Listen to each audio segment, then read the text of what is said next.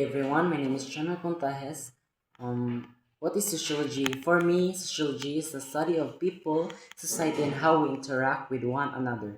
It helps us understand why people behave differently, how families, schools, and communities influence us, and how society shapes belief, values, and actions. Unsay pulo sa sociology? For me, ang pulo sa sociology kay makatabang kini nato nga masabtan ang atong kaugalingon ug ang ubang tao.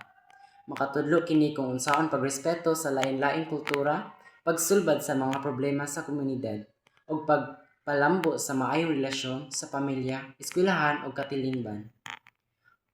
Base sa akong naobserbahan sa akong kinabuhi, nakita na ako nga lain-lain gyud ang kinaiya ug pagtan-aw sa mga tawo tungod sa ilang pamilya, pagpadako ug palibot.